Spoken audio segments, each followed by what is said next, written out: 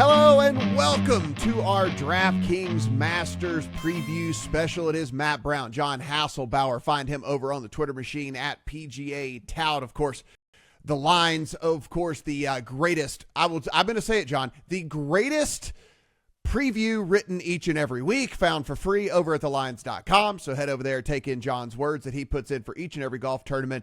But he does have already one up for the Masters. Go in and read things top to bottom. That said, we're going to get into a lot of that here. We'll get into the different pricing tiers, what guys we like, what guys we're fading, and some different strategy as we go about it as well. John, you can see I'm wearing my little Masters shirt. I did make it out there last year. It was a forgettable experience. I'm not going to lie. I went on Friday, and if you guys remember Friday from last year, that was when there was sustained 30-mile-an-hour winds with like 45-mile-an-hour gusts, and it was miserable. I'm not going to lie. It was an absolutely horrible experience in which an old guy, as I was leaving, John, said, I've been coming to the Masters every year for the last 30 years, and today is the worst day I've ever spent at the Masters in my life. So my one bucket list day, my bucket list trip, I went to the worst Masters day in 30 years. Well, the worst Masters day in 30 years is still better than any golf viewing day I've had from my couch watching the Masters. So still a little jealous, although, you got a good story to tell. You got a superlative there under your belt. You got the merch, which is the most important piece, right? I'm principled to not have any Augusta merch until I step foot on those grounds myself. So I'm jealous of that. It looks crisp on you. And a year later, we're already back again. So let's get into the field itself, and then we'll go in and breaking down the course just a little bit. But, guys, as you know how this all goes, yes, there are live guys that are still going to be in. Yes, there are some amateurs that have qualified. Yes, there are some olds that have also qualified that are going to be in the field as well. So, John, as we kind of take a look at all of this, what is the official breakdown of the players? Yeah, the more things change, the more they stay the same at the Masters. It is the same course, no modifications really at all this year. There have been a couple tweaks in the past recent years just to make the course play as long as it possibly can, stretching it to the limits of the property they have. They're trying to buy out more property to make it longer, but for this year, it'll be very similar setup to what we see last year, and we know the adages at Augusta are hit it long, be crafty around the greens. You need experience. You have to kind of prove it in years prior that you know how to navigate the course. And then there's sort of this select group of players who are course history on repeat, and regardless of their recent form, they just seem to show up here year over year. So we know the course history, guys. We can get into that, and that's generally priced in already. Your Patrick Reeds, your Jordan Spieths are. Let's just throw the form out and say these guys are great at Augusta and they have the short game chops to contend regardless of what their ball striking form looks like. So that's going to be a key one. We'll note that as we go through the field, who the guys are with the good course history, who the guys are with maybe the course history you want to fade. And we can also touch a little bit on the live nature of this all. We had Live Miami at Doral this week, which gave us a little bit of a preview into how these guys are playing on a longer golf course. Challenging and windy golf course, which should actually be a pretty good litmus test for what we see this week. So excited to go through the board. Yeah, it is. It's interesting with the live guys being in the field. For me, I'm a big numbers guy. I know as you are as well. I like to build my models. I like to kind of really get into all of the stuff that makes these guys who they are on a week-to-week basis. Without having the strokes gain data, we really kind of have to just go on what we've seen with our eyes, right? Like we just have to kind of go with feel when it comes to those guys. And so it does make it tough for me. I'll fully admit, like it makes it very, very tough for me when I go to try to put a player pool together and who do I like and who can I trust. I never end up like, right. I never end up on the live guys. Like it's like, I have to just say, dude, Bryson, this could be a fit for Bryson. Dude, Joaquin Niemann, this could be a fit for Joaquin. You have to let yourself get there. But it's just one of those things where if I don't have the numbers and I don't have the data and I can't say, hey man, look what's happened over the last 6 tournaments that he's played or this, that, and the other, whatever. The leap of faith stuff is very hard for me when I'm building, lineups and stuff. Yes, but you and the odds makers as well. So I think there's a bit of we don't know what's going on with this guy statistically, which presents some value as well. So If Bryson DeChambeau was playing on the PGA Tour and playing as well as he is on Live, he'd probably have a shorter number. And this week you're going to see him, as a top 5 or 6 priced player on DraftKings. So he's up there, but he would be higher, I believe, if he was playing a full PGA Tour schedule. So there is room for discount if you're willing to take on the risk of uncertainty from a statistical standpoint with the Live guys.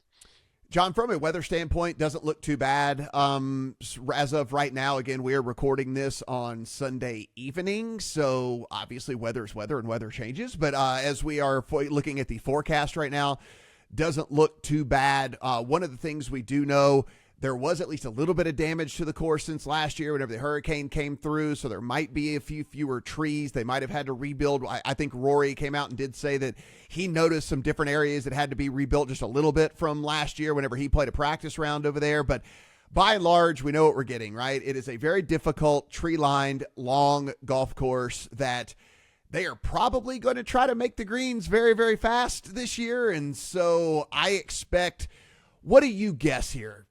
10 to 13 wins it, something like that? Yeah, I think we could see single digits. It's been wet the last few years, which they have the sub-air systems. They dry this thing out overnight, regardless of how much rain they get. But if it's raining, you're going to get a little bit more of an accessible, receptive green. I don't really see a ton of that this week. I mean, maybe on like Monday there might be some rainfall, but I feel like leading in and tournament week, it's pretty dry, and Augusta is at its hardest. Yes, when it's windy, but really when it's firmest, and they can dry it out, and they don't have to slow down the greens. If it's windy, they have to grow out the greens just a little bit to keep the ball on the green from rolling off.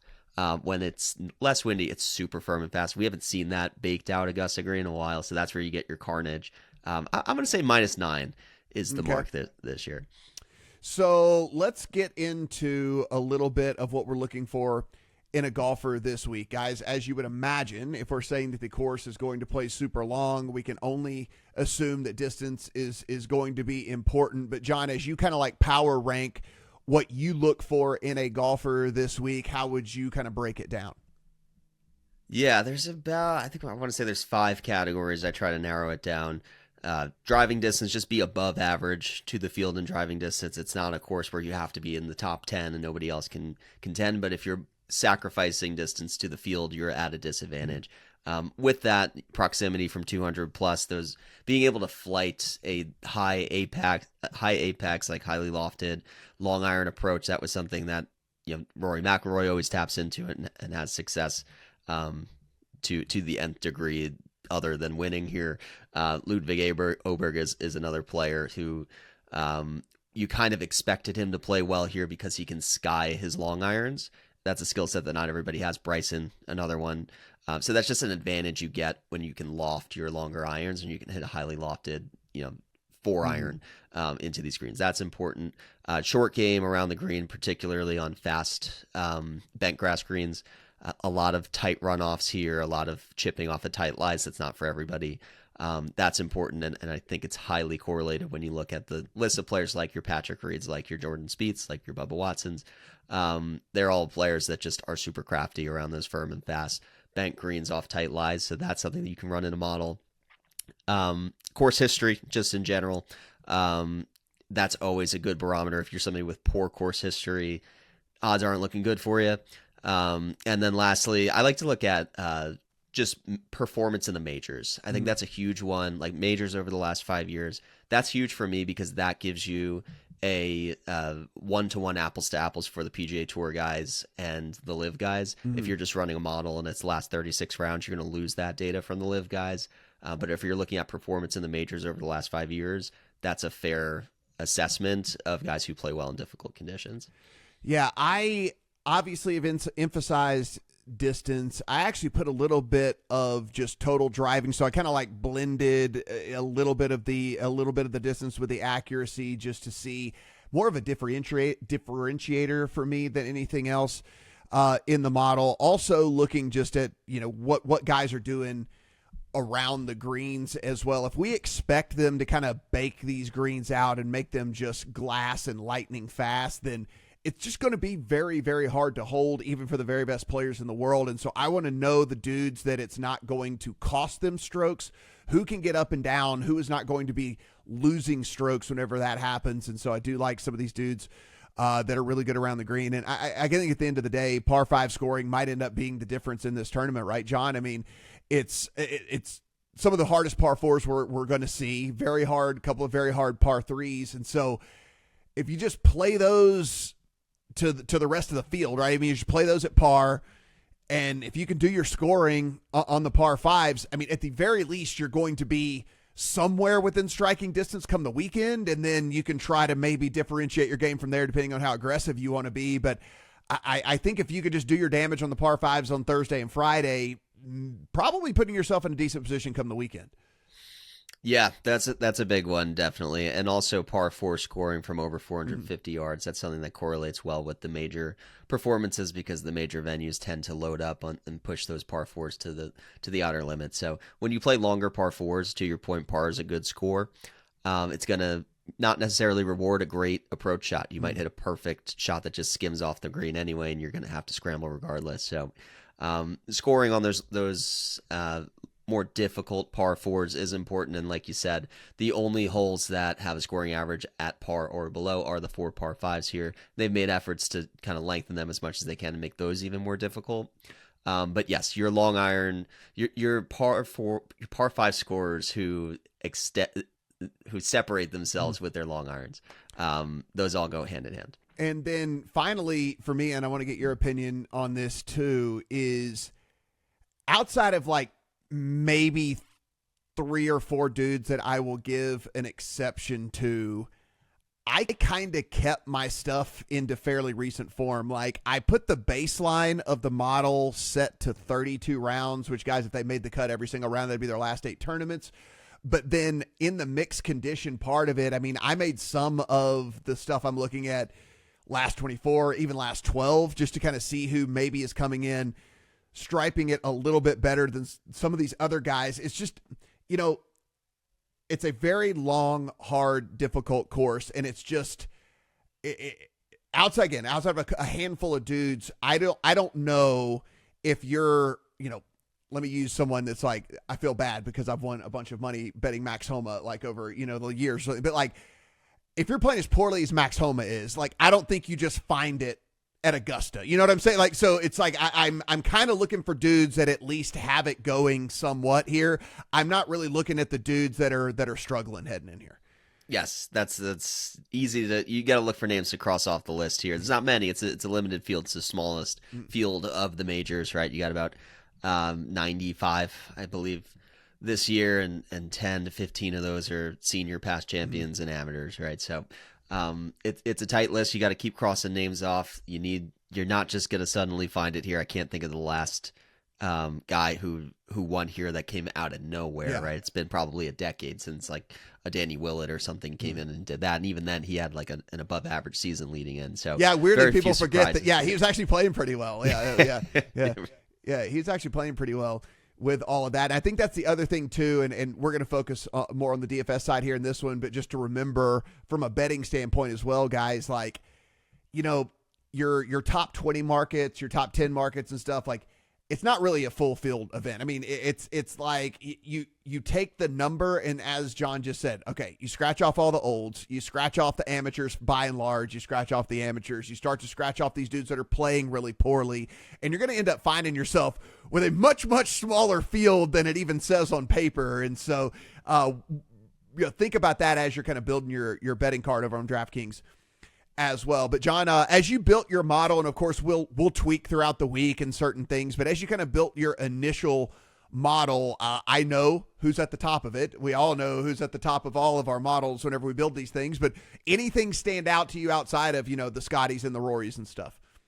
Yeah, it's a little notable that Rory was number one in mine over Scotty, because you kind of, it's just, it had always been Scotty number one, no matter what the tournament was for probably the last 6 months. And so it is a little notable that Rory is number one in my model. You know, after he won the Players, I think I put a poll out of like who actually should be the favorite at the Masters. And it was like 60-40 that Rory should be shorter odds than Scotty, and it's actually Rory is in here at double the odds. From a DraftKings pricing standpoint, you're also going to get a $1,300 discount on Rory versus Scotty. So I think we will see from an ownership standpoint, people probably lean more to Rory because Scotty has looked pretty human to start the year. He hasn't won in 2025. He hasn't won since the Hero World Challenge.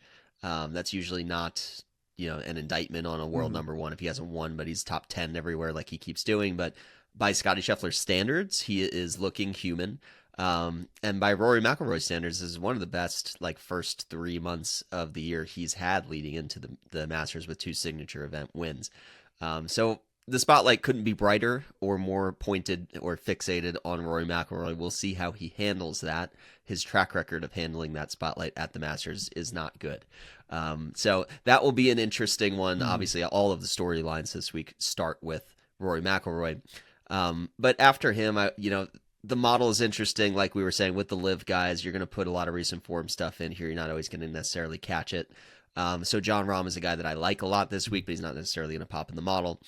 But other players like Min Woo Lee, he's popping a lot. That was somebody who maybe I wasn't necessarily expecting. But you look at the stuff that matters here. It's driving distance, it's touch around the green, it's form leading in. And he actually has some good results here at Augusta. So Min Woo Lee is going to be a bit of a trendy pick. He won in his last start at Memorial Park, which actually is one of the better comp courses. So I thought that was interesting. First pass at the model. Yeah, I mine as well. Rory number one over Scotty. Now by fractions of a fraction of a fraction, right? So but that being said, yeah, Rory was number one.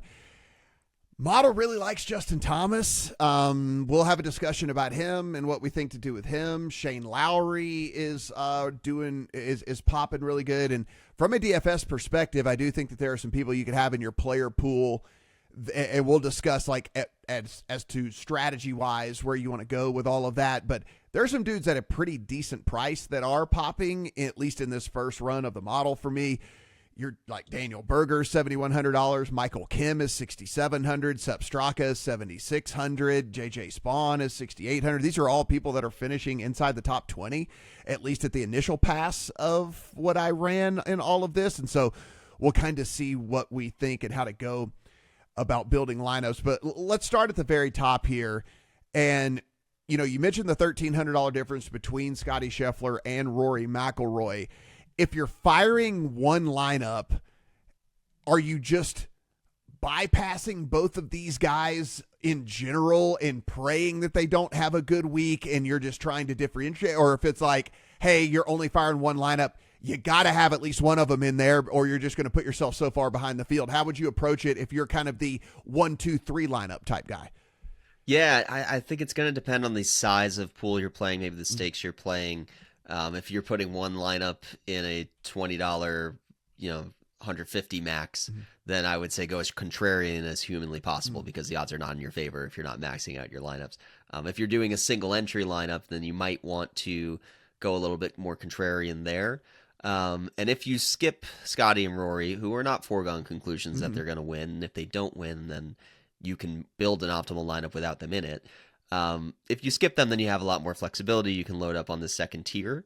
If you play them, then you have to talk yourself into some of those 6K guys. There's a couple that I'm sure we'll talk to that you can talk yourself into. Some of the debutantes, a guy like Taylor Pendrith. I like him in the mid 6,000s, picture perfect game for Augusta. We just haven't seen him play here yet, so he may not win, but he can definitely play well here.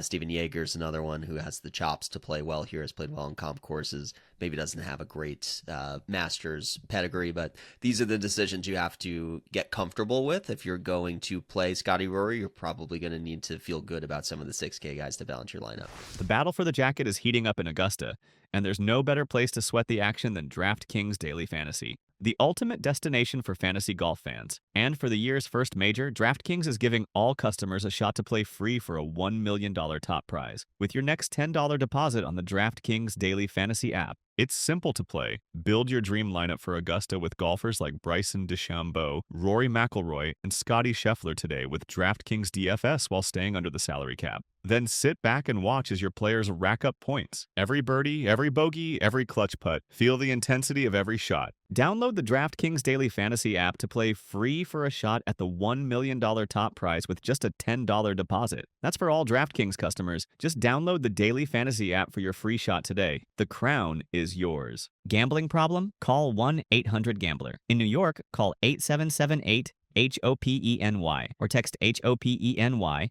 at 467-369. In Connecticut, help is available for problem gambling. Call 888-789-7777 or visit ccpg.org. 18 plus in most eligible states, but age varies by jurisdiction. Eligibility restrictions apply. Void where prohibited. Minimum $10 deposit required. One single-use $10 ticket rewarded for Fantasy Golf Millionaire Contest that expires on April 10th at 7 a.m. See terms at DraftKings.com/promotions. Sponsored by DraftKings. So let's talk the very top tier and let's talk the highest price guys. There are, what do we have? 5 different 5-figure guys. Scotty at 12.4, Rory at 11.1, Ludwig at 10.8, Colin at 10.5, and then John Rahm at 10.4. I will tell you this, and you can tell me if I'm crazy, but of those 5, I think I'm very most likely to fade Ludwig in this, and I know he played very well here last year. I just kind of look where we're coming in. If I think the approach game needs to be really crisp, if I think the around the green game needs to be really crisp, given the conditions that they're going to have here, he's not doing that again lately. I'm putting a lot of focus here on recent form heading into all of this, and weirdly, Ludwig not great on approach, not great around the green in his recent rounds and stuff. While he is a freak of nature and is going to win a ton of tournaments, I think the 5-digit guys, he would be bottom of the 5 for me. Yeah, I think I'm with you on that. You look at like a reason to talk yourself off of some of these guys, and what's the scenario? What needs to happen for me to fade this guy and it works out for me? Scotty he hasn't won yet this year, so maybe he just continues to not win. Rory, it's Augusta. He's never won here before. Just everything on paper says he should play well here, and he probably will. But as long as he doesn't win like he never has before, then you've made it out okay by fading him. Ludwig has been a bit up and down. He is a ball striking machine, but the short game is a little bit less his forte, and the approach game is a little bit iffy right now. Colin is pretty safe, I think. The knock on Colin here would just be that he's not a bomber. He's sacrificing to the field in that regard. He's going to have a lot of long irons in, but he's top 10 here, I think, the last 3 times he's played it. So he's actually a pretty steady play, I think, this week. And then Rahm is your 5th here, and it's just a little bit of a live question mark. I like Rahm quite a bit. But he disappointed last year, so it's not like he's a guaranteed top 10. He granted he had a champions dinner to plan, and he had all of the media obligations coming back last year as defending champion. He won't have to deal with that this week, which is another reason I like him, but he has shown that he's not automatic here. So you can talk yourself off of any of these guys. I think it's not going to cluster any ownership off of one guy in particular, I think, for those reasons. I think it will be somewhat balanced, but I would expect Scotty and Rory to command the ownership out of the top 5. So now we get into that second tier, and there's actually a lot of guys that are kind of like 8,500 and up all the way to we get to that 5-digit. Bryson DeChambeau, Xander Schauffele, Justin Thomas, Hideki Matsuyama, Brooks Koepka, Joaquin Niemann, Victor Hovland, Tommy Fleetwood, Jordan Spieth, Shane Lowry, Patrick Cantlay, Tyrrell Hatton, and then Minwoo Lee takes us to that 8,500 range there. Any of those guys you particularly like or particularly don't like actually heading into this week?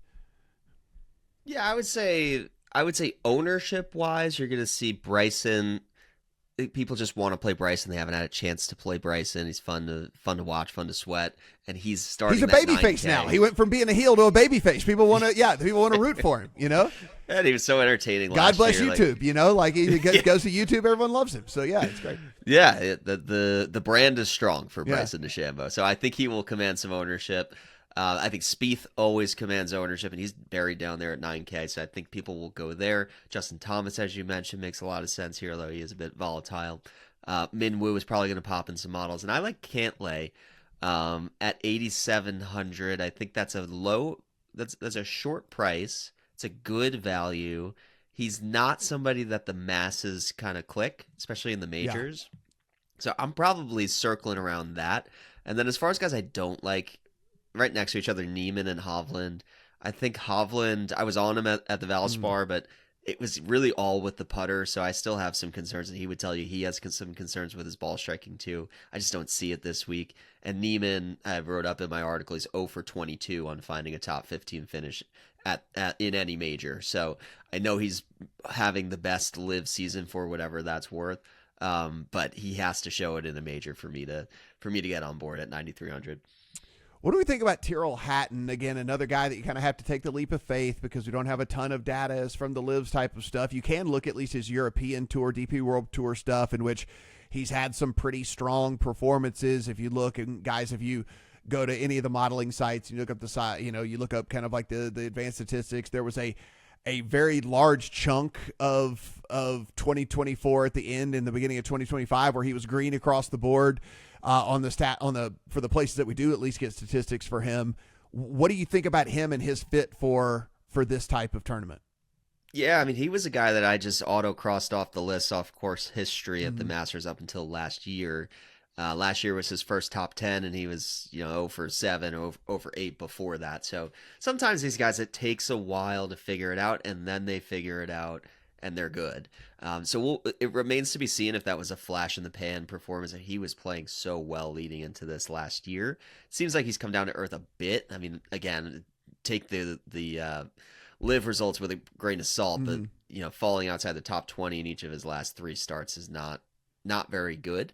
And he's not a bomber, so he's already kind of, a lot of guys are starting on first or second base through distance alone. He's not one of those guys. He tends to gain with his accuracy. Great short game, like masterful short game, so he can save face that way. I think a guy like Hatton, you need the conditions to really blow and get nastier, and that's where he can actually separate. So this next tier of kind of like the 8,400 to 7,000 range has a bunch of interesting dudes in which I think we're either going to say are value or maybe are an absolute trap, right? So Russell Henley, Will Zalatoris, Cam Smith, Akshay Bhatia, Bob McIntyre, Corey Connors, Finau, Wyndham Clark, Sahith Theegala, Sepp Straka, Jason Day, Tom Kim, Dustin Johnson, Sam Burns, Matt Fitzpatrick, Patrick Reed, Sung J.M., Adam Scott, Justin Rose, Daniel Berger, Mav McNeely, Sergio, and Keegan.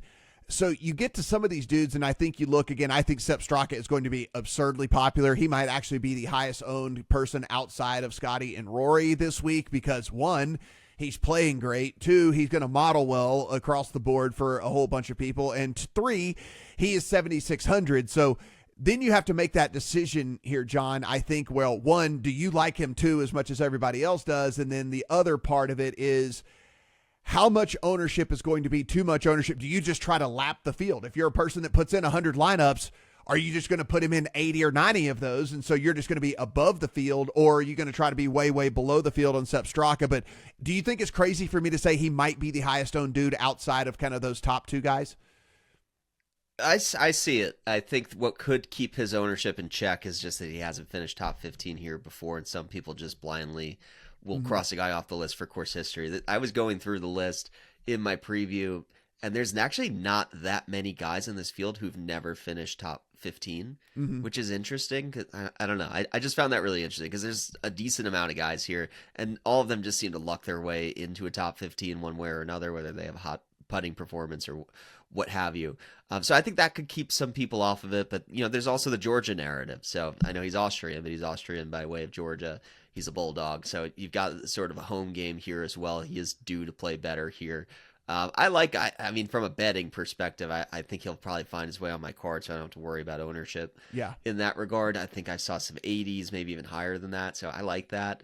I think Patrick Reed could challenge him for ownership, but Patrick Reed's never going to be as highly owned as he should be. It's kind of like the inverse of what I was saying with Bryson, where you get excited to play him because you couldn't, and you're not really. And nobody likes Patrick Reed's punchable face. Yeah, I know. Yeah, no one likes Patrick Reed's face. Yeah, I know.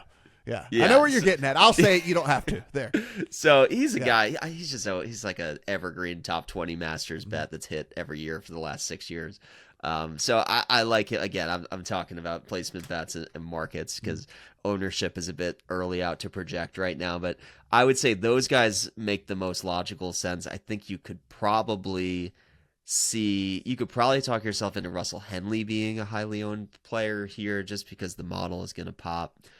He played very well here last year. He's just starting to play better, more consistently in majors, and he got over that hump with the win equity concerns, earlier this year on the Florida swing. So a big win at the Arnold Palmer Invitational for him. If you can win at Bay Hill, that's a pretty good sign coming into Augusta and another Georgia narrative. So Henley, I think, is a guy to watch in this range too.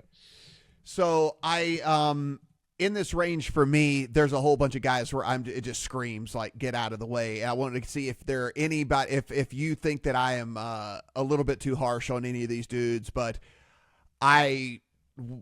red flags for Cam Smith, red flag for Sahith Theegala, red flag for Tom Kim, red flag for Sam Burns, red flag for Matt Fitzpatrick. And these are all brand name guys and guys that, a year ago we might have been considering, or 2 years ago we might have been considering and stuff like this, but coming in such incredibly terrible form by and large. And so for me, I hate Cam Smith this week. I'm going to try to take him on in every head-to-head in the betting market that I can find. I'm going to take on Tom Kim and Sam Burns and Matt Fitzpatrick if I get the matchups where they allow me to take them on.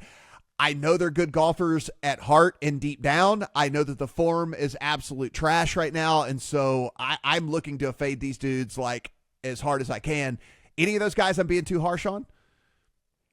Well, I think Cam Smith, I could talk myself into him, and I don't know, how good or bad he's been on LIV, but just the short game alone, I feel like will always be here at Augusta, and even if he drives it off the planet, you can sometimes get away with that. But 8,200 is a bit high for me, knowing that he just hasn't really been a factor on LIV. So I'm with you there. From a DFS perspective, all of those red flags are going to be red flags to everybody else. So I think there's leverage opportunity there. Maybe for, let's say, a Tom Kim who doesn't have the distance chops, but the approach game's been good. But you're right. All of those same red flags that you're seeing are going to drive ownership down, and you might have to make an uncomfortable decision to differentiate your lineup and your ownership depending on how many you play. But I would not feel comfortable playing any of the guys you listed out there. So what about some of the cheapies? Are any of these guys stand out to you? Like any guys in the 6,000s ish range that you like? I think Maverick McNeely's going to be interesting. I know he's right at that bottom at 7,100, but he had a good finish this week. He finished T3 at Valero at the Valero, so that's a little bit of hot form coming in that I've noticed. He has actually the type of game that's going to translate here with the distance, and the ball striking's been a bit better, and the short game's pretty good. He's a debutant here. But, for 7,100, would it shock me if Maverick McNeely finished top 20 off of a hot finish?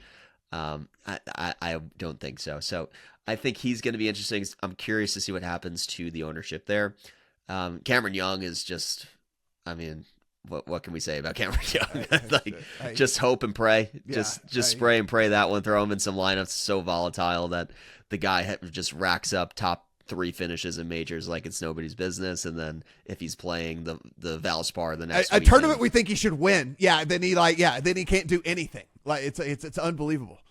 Yeah, I've sweat Cameron Young at 250 to 1 at Southern Hills and almost got there, right? So it's not for everyone sweating Cameron Young, and if you had a single bullet, a single entry lineup, you're going to be kind of alone on that because nobody wants to hitch their wagon to Cameron Young alone. Yeah, but a T7 and a T9 the last 2 outings here for him, despite the fact that, that's mixed in with just an incredible amount of cuts and T61s and but that's kind of Cam Young's game. And from a betting standpoint, you don't love that. But from a DFS standpoint, if you're building 150 lineups, then he could be a guy that, you throw in and just pray for one of these peak performances.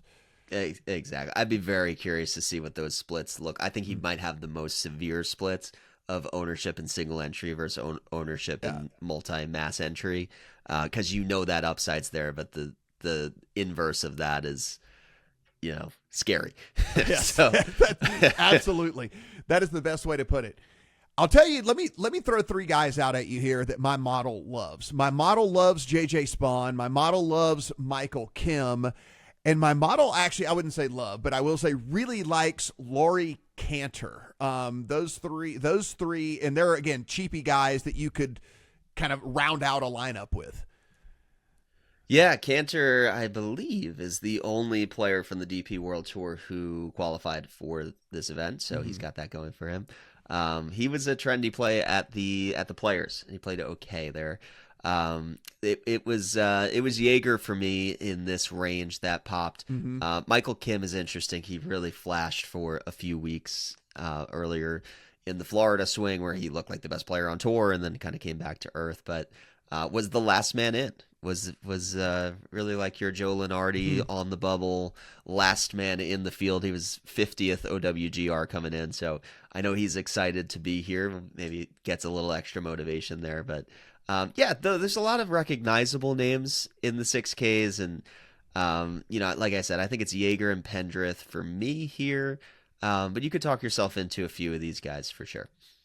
All right, so let's talk about kind of lineup construction here and how we would go about it if we were going to be building a lineup and starting things out, and we can kind of give people an idea of what we would be thinking here. So, John, you're going to bat here, and let's just say this is your main lineup. So this lineup could be in every single tournament, from the mass entry ones all the way to single entry ones to high dollar to low dollar, whatever it might be. So this is a lineup that you like the best of that. Where are you starting, and how is your strategy going? I mean, is it a stars and scrubs? Is it like let's try to build out of the middle? How are you going about everything? Yeah, I tend to do. I always do the $200 single entry for majors, and I don't do it any other weeks, but I do a $200 single entry in majors. I've been snake bitten with these last minute, not last minute, but like withdrawals. Yeah. Some bad luck, some bad beats on that. I did a Jason Day lineup at the Players, which is on me. There was time to get out of that, so that's a me problem. But I would say I tend to lean more conservative in the single entries, and I try to go with more of a balanced build and try not to hitch my wagon to some volatile, like low 6K guy. And I love John Rahm this week, so I probably start my lineup with like Rahm Cantlay, which I think is pretty balanced. I don't think that's the chalkiest start. I usually throw Patrick Reed in the Masters single entry lineup because the ownership is never quite what it should be. And the price is low. So I think those are probably the three pillar guys that I'm looking to build around. And none of them I expect to be so highly owned that I have to go out of my way to find the leverage guys. So that's like at a glance, looking through the pricing, talking through it with you. I think those are kind of like my three foundational guys. Yeah, of the like expensive dudes, I don't think you can go wrong with either Scotty or Rory. I don't know exactly which one is going to be more popular this week. For me, I would probably start with whichever one that would be. There'll be projections that will be coming out, and we'll certainly try to help you guys with all of that in future videos that we do. But that's kind of probably where I would start with everything. And then I'm just not in love with a lot of these guys in this other range. And so I probably just drop all the way down. I wonder if we get ridiculously low ownership on Xander Schauffele just because of the injury stuff and the recent form. He kind of looked like he was maybe starting to figure it out a little bit, but I'm not going to do that if I'm only rolling out one lineup. So I think I'm starting with whichever one, Scotty or Rory, is not actually getting as much love. And then you probably find me then at that point falling all the way down kind of into the 8,000-ish range with some of these guys that I'd mentioned a little bit earlier. For my model loves Shane Lowry. My model really likes Tyrrell Hatton. Those were guys that would certainly be in consideration. And then, like I said, I think Sepp Straka for me, all the way down at 7,600, probably going to be a good building block for me, especially if I'm just making one lineup. Yeah, I like that. It's whenever you're thinking about roster construction, it's identify who the chalk highest ownership guys are. Try not to have too many of them, more than like two.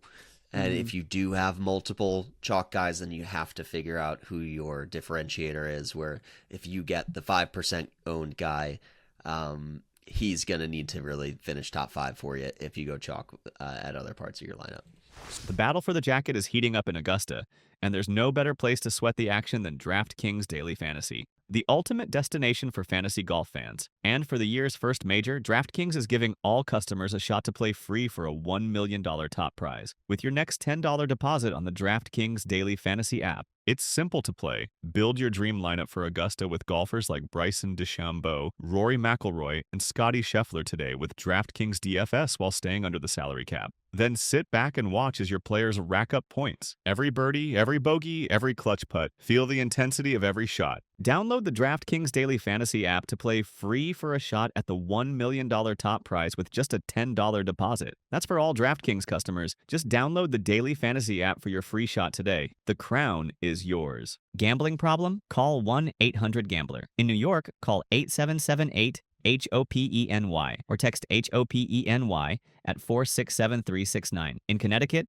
help is available for problem gambling. Call 888-789-7777 or visit ccpg.org. 18 plus in most eligible states, but age varies by jurisdiction. Eligibility restrictions apply. Void where prohibited. Minimum $10 deposit required. One single-use $10 ticket rewarded for Fantasy Golf Millionaire Contest that expires on April 10th at 7 a.m. See terms at DraftKings.com/promotions. Sponsored by DraftKings. So let's just get into it then before we get out of here. Who do you think wins this thing? Who do you think is contending come Sunday? What does your gut tell you? What does your model tell you? All of that, because I kind of have a couple of different. I have the model picks for me this week, and then I also have kind of like a gut pick or two. Yeah. I try to I tried not to let the odds influence my pick to win is this, because I saw 20 on John Rahm somewhere early in the week, and I just said, I need to do that. Yeah, right. And is he necessarily my pick to win, even though that's where I'm starting my card? Not really. It's just you see a great number and you capitalize. I would love to see the Rory thing happen. I'm not going to go on record and say this is the week that Rory wins. I know that sounds naive to say, yeah, look, the numbers are good. Rory, Augusta, he's going to win it. I've seen that story play out too many times. I would love to see it. I think it's the biggest outside of Tiger, winning a major, Tiger winning another PGA Tour event and passing Sam Snead. I think the biggest story in golf is the Rory Slam. Yeah. And he knows that, and that's been the case for the last decade.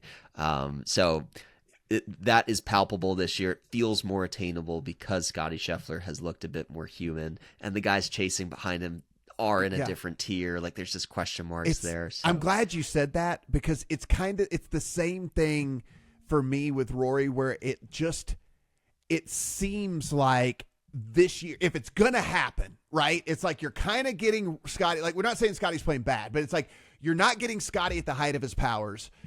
Colin is certainly not at the height of his powers. We're assuming John Rahm is going to be good, but again, there's a lot of this stuff where we don't have the data to back up where we would normally kind of be in that. Hideki's not in the greatest of form. Justin Thomas can't putt it in the ocean. There's so it's like it kind of seems like, hey, Rory, if you're going to get it done, dude, this is it. This is your best time to go get it done. Yeah. Yeah. And also there's maybe something to be said about it. Even if he doesn't win the Masters, he has a major drought and he's got Quail Hollow next. So he just knows he has so many opportunities this year. Mm-hmm. I don't know. There's it seems like a lot of stars aligning for him. From a one and done standpoint, I think about that too. Do I go Rory here, or do I just save it for Quail Hollow, where he might even be the favorite at that point? Right. So that's a tough decision for me that I'll make over the course of this week, who the one and done pick is. But it feels like Rory. If I had to go out and just tell somebody who doesn't put a betting card out, exactly. Who do you want to sweat this week? Plus 650 Rory. Feels like a pretty good back and a pretty good pick to win this week. If it is somebody, and I'm not going to say out of nowhere, because again, we're not sitting here trying to say that it's going to be somebody out of nowhere, but if it's somebody a little bit off the beaten path, what does your numbers tell you? What does your gut tell you? Yeah, I think Sepp and Reed are probably, and you know what? I'll throw Cam Young in there. Okay. You could find a very juicy number on Cam Young, and you know what that ceiling looks like, and it's gonna have to be kind of like a Brian Harmon situation this Yeah. week, where he just kind of catches lightning in the bottle before the pressure sets in and can shoot 3 over on Sunday and win it that way, or maybe he posts a number and everybody else falls back. I would have concerns about his ability to go toe to toe with like a final pairing with Scotty and outduel Right. him.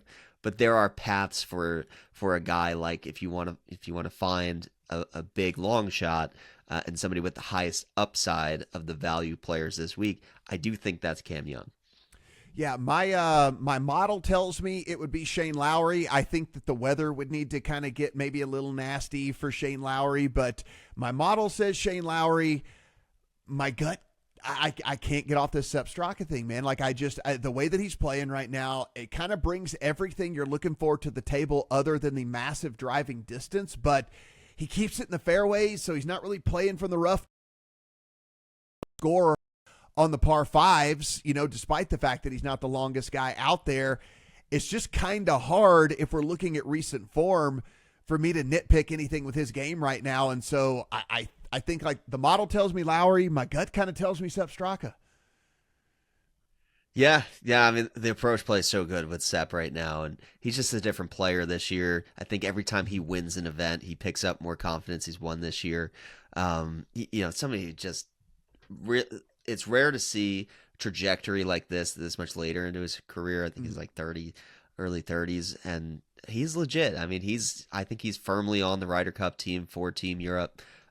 Played pretty well at the last Ryder Cup, so now he's just like, you got to get used to Sepp Straka being one of the guys in the top tier, and he's not priced that way. So I'm with you. I think I probably will end up there from a betting perspective, and we'll see what the ownership looks like over the course of the week. But if it doesn't get out of hand, I could see myself rounding out my lineups with him too. Guys, just a reminder, everything we do here, absolutely free. So go ahead, hit that subscribe button here on the channel. Give us a thumbs up. Let us know down in the comment section who you like this week. We will have more coverage here on the channel as well. So be sure and tune in for all of that. Already up over on thelines.com is John's preview of the written version of that. So go in, take in that. Of course, there'll be a couple other pieces coming from there as well. Just the greatest time of year. We get the national championship game in college basketball on Monday, right into Masters Week. It is just completely fantastic, and I can't wait for it. For John, I am Matt. Good luck on all your Masters plays.